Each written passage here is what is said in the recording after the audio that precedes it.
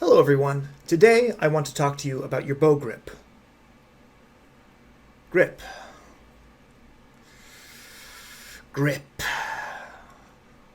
You know, it's funny we call it that, because that's exactly what you're not supposed to do. I'm Tobiah Murphy, and this is Murphy Music Academy.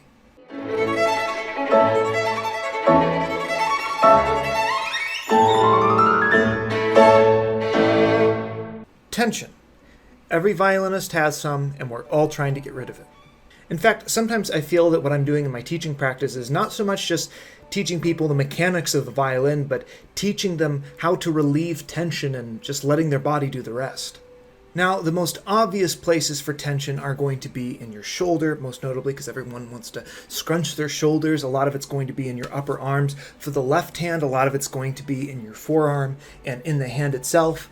But we don't typically think a lot about the tension that we have holding our bow.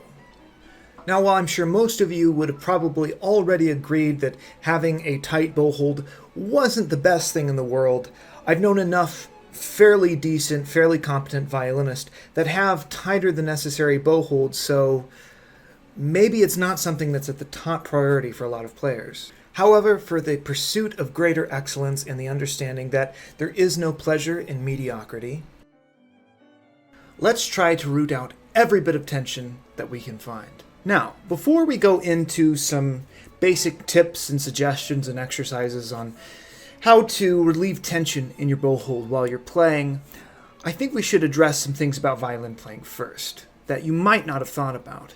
One of the things that I found to be the most useful in creating a more relaxed and more efficient way of playing has been the understanding and the utilization of leverages. If you view violin technique as merely a series of pulleys and levers that you just have to tip and influence one way or the other and let gravity take care of the rest, you'll engender a much more effective and efficient and relaxed style of playing as opposed to a kind of rigid control over a series of admittedly very complicated movements. Now, stepping away from the bow for a little bit, and the rest of this video is going to be all about the bow, but I wanted to make a brief point about some other leverages that you might find, is the relationship between the thumb and especially the pinky, the weakest finger, and one of the banes of a young violinist's existence. I like to think of the relationship between my thumb and my fingers not as sort of a close sort of grip around the instrument, but instead of being a lever between here and here that's sort of this twisting motion, and then something, which in this case is the violin, gets stuck between it. So instead of this gripping, pushing down, it's just a slight twist, and that's what pushes the string down. This helps keep my hand a lot looser than if I was thinking of move, grip, push down the string. Now, the bow is much more obviously a type of lever. As you can see right here, I am holding the bow at what is known as the balance point. No matter how good or how bad your teaching has been, there's no way you haven't at least heard the term balance point. Now, despite the penchant for a lot of young and inexperienced violinists to play predominantly in the upper half of their bow and avoid the bottom part like the plague, most more complicated bowing techniques are better performed closer to the balance point. And the techniques don't even really have to be that complicated. I mean, check on over to Suzuki Book 4 and the Second Sights Concerto, and this little ditty on the middle of the first page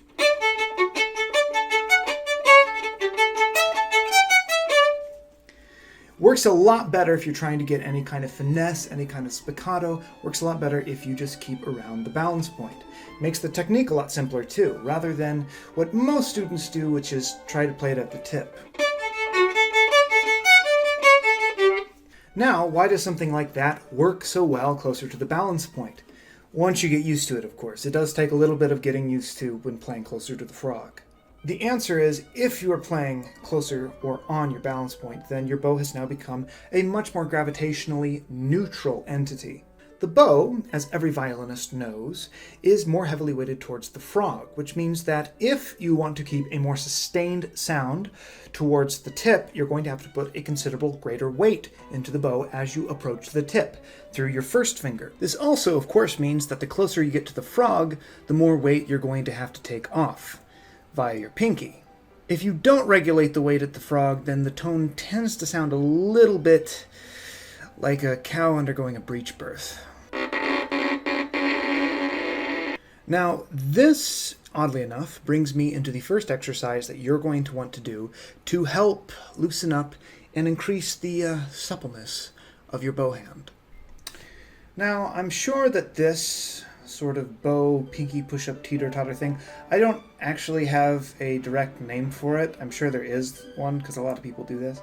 But in case you haven't, I was first introduced to this at one time in my life, and now this might be the first time you're introduced to it. This is one of the best exercises for strengthening what is essentially the rudder of your bow, and will also really help solidify the frame of your bow hand. Okay, you might say, that seems like a really great exercise for strengthening my pinky. But what does this have to do with loosening my bow hand? Well, there are two main reasons why this exercise is going to greatly improve the flexibility and the looseness in your bow hand. The first one being that the stronger a muscle is, the less it has to work. If you can do curls with, let's say, a 50-pound dumbbell, then to do curls with a 25-pound dumbbell is going to require a much smaller percentage of your own energy output. However, if another person can only, let's say, max out with a 30-pound dumbbell on the curl, then a 25-pound dumbbell is going to require a much greater percentage of their energy output than yours. Similarly, if your bow hand is a lot stronger, it's going to be able to be more loose. For example, let's say I'm capable of 20 units of bow hand strength. Call them Chryslers for, just some violinist name. We'll call them Chryslers. My hand is capable of 10 Chryslers, and your hand is capable of only 8. Now, let's say that the minimum number of Chryslers required to properly hold the bow and play with it effectively is 6. Now, with my 10 Chrysler hand strength, it will take me just a little bit more than half of my strength to hold the bow. You, however, with your paltry 8 Chrysler strength, will have to use nearly 3/4 of your hand strength to be able to hold the bow up. Now, between the two of us, who do you think is going to have a looser hand? The stronger the muscles, the less energy needed for the same result. This is a part of why this exercise is going to greatly help you loosen up your hand. But that's not all there is to it. You see, the main thing holding up the bow when you're doing this exercise is your middle finger and your thumb. Now, the stick, of course, is placed in between those two fingers. However, they have to be tight enough to be able to hold the bow in place and keep the same positions on the bow without moving around the bow or dropping it.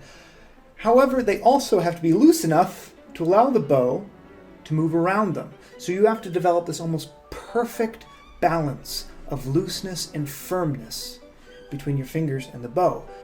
Mastering this exercise to where you can do it all the way down at the frog, where the bow will be heaviest on your pinky, will perfect this relationship. Now that I've got all of that exposition out of the way, let's go into how exactly you go about practicing this exercise. Watching me do it actually looks very, very simple, but you'll be surprised if you've never done this before how difficult you're going to find this to be. First things first, find your balance point. This exercise will be useless if you don't do it below the balance point.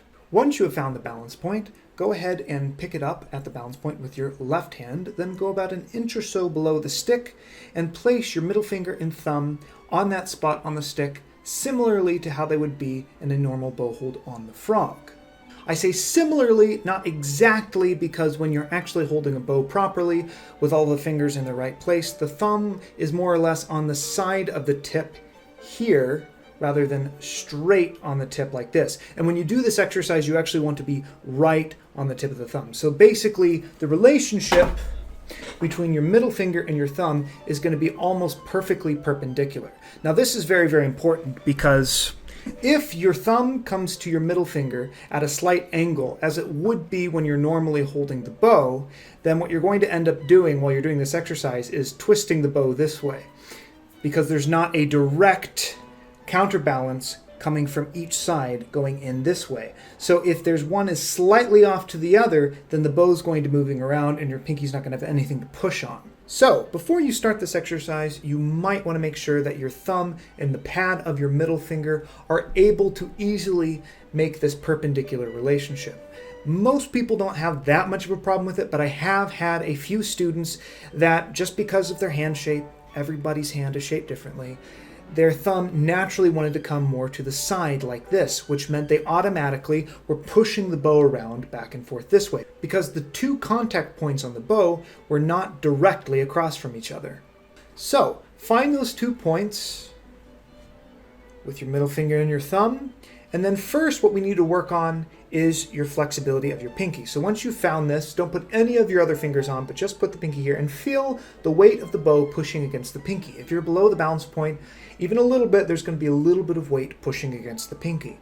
Now, the idea is that you want to get a full range of motion on your pinky. So your pinky needs to be able to go all the way up here and all the way straight down here.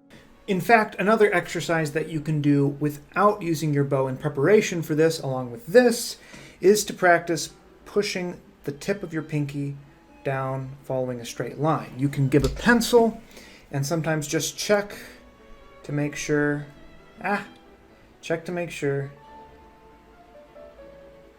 that is able to follow a straight line down. What a lot of people end up doing is when they do this, they end up pushing the finger out this way instead of learning how to control it going straight down. Now, once you've got all of that out of the way, first you want to start putting a little bit of pressure on your pinky. Now, as the pinky goes up, and this is going to actually be the hardest part, is for the pinky to go all the way up here. I know when I first started this exercise, I had a real hard time getting this range of motion for it to go past parallel. Try to get it as high as you possibly can. Now, when you do this, first things first, you're going to have to get used to letting the bow follow, and don't do this quickly. Whatever you do, do not try to make this any quick motions whatsoever. First thing you're going to want to do actually is control it a little bit over here. This way you take a little bit off of your 2 fingers here, and then very slowly push it this way without changing anything in your arm. Make sure that your arm, sometimes it's good to do this with your arm straight out so that way you can avoid doing any other movements. Also make sure that you're not rotating your hand, and just lightly push on it this way and make sure it's pushing into your pinky. And it's okay if it touches the side of the pinky, and then all the way to here. Like that. Just you move the bow and get used to feeling the bow move around it, and get used to feeling the pinky pushing against the bow. A lot of what people have trouble with this exercise is they don't know what this is supposed to feel like. If you are particularly dedicated, you can even practice this when you don't have a bow around with a pencil. Now, once you've done all of that and you've gotten pretty used to how the bow feels moving around in your hand and moving against the pinky, it's time to try it without any help. So you're going to want to move very, very, very slowly at first. First, you want to let the bow go up against your pinky. So just slowly lift your pinky like that and let the bow follow. Again, you should probably do it with your arm out straight and make sure that you're not rotating your hand this way. Just let it come up. After you've gotten yourself into this position, now comes the tricky part, which is being able to push the bow down without disturbing anything in your other fingers. So very, very carefully push the bow straight down, keep the connection of the bow with the pinky until you get all the way down.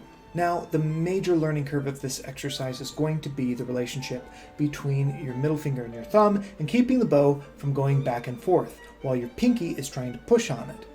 You're going to notice this is going to be the first thing that you're going to have trouble with when you start this exercise, and what you're doing by learning how to control this and making it look like, when you've learned it, that nothing is changing at all between your middle finger and your thumb, is that these two fingers are learning how to make all these little micro calculations to keep the bow in the same place, to keep the bow under control. Now, once you've learned to control the bow in this exercise just about an inch or so below the balance point, and it looks pretty much like this, nothing else is happening besides your pinky pushing on the bow, then the next step is quite simple. Just keep moving it down. Keep moving it down slowly, slowly, week by week, as your pinky and your two fingers here get stronger and stronger and more under control until you get all the way down to the frog. Now, once you're able to easily do this at the frog, quite frankly, you've kind of won the game of this exercise, and that level of dexterity and strength in your hand really isn't going to go away. I learned to do this about 8 years ago, and quite frankly, the only times that I ever end up doing it myself is when I'm teaching it to someone else, yet I still have no issue being able to do this exercise. And I can safely say that this has been one of the best things for the development of my bow hand. Anyway, that is it for this part of the video. I am sorry for how much of an exposition that I did at the beginning of this video and only got to one exercise.